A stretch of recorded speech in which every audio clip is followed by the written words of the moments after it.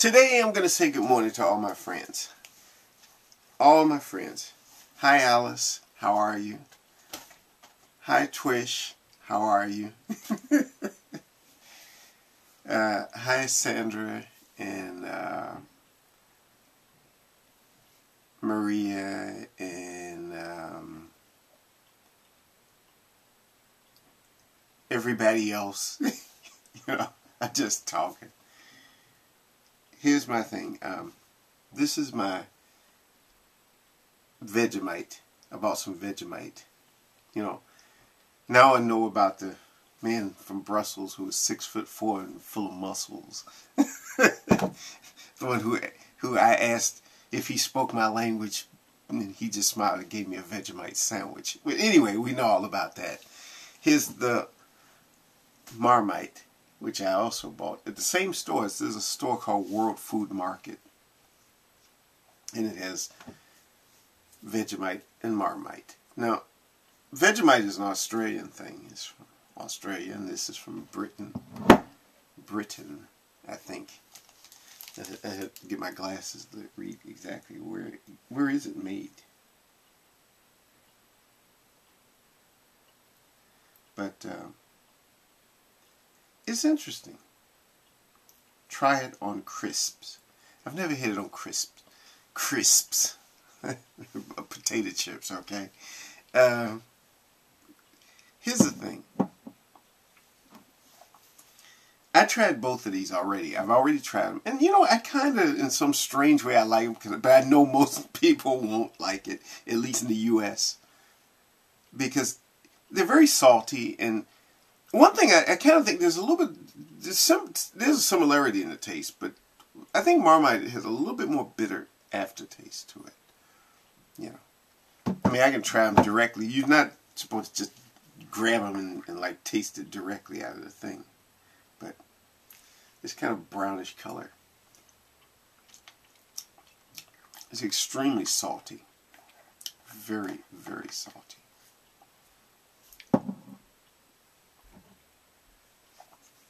And the thing with Vegemite is also brown, but it's a lot thicker. This is thick. I can hold it like that. The Marmite I can't because it'll ooze right out of the jar.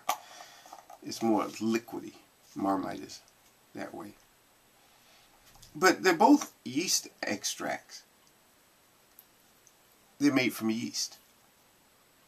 Now, I'm curious of people who might know more about this stuff than I do. Where did this stuff, I mean, who came up with this idea? What is the history of Vegemite and Marmite?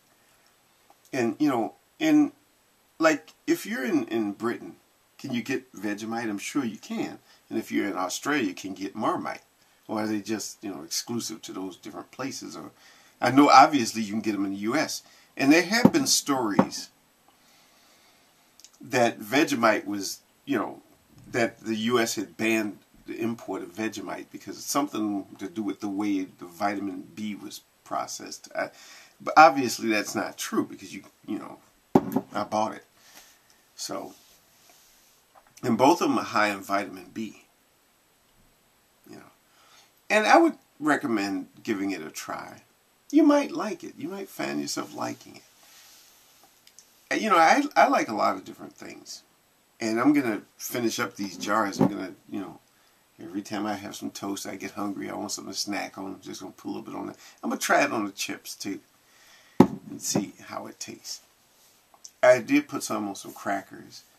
So, but it's I guess what we can say an acquired taste. I was just thinking about, how, if you didn't grow up eating certain types of foods, and then somebody give it to you, it may seem strange to you. But if you eat it long enough, you get used to it.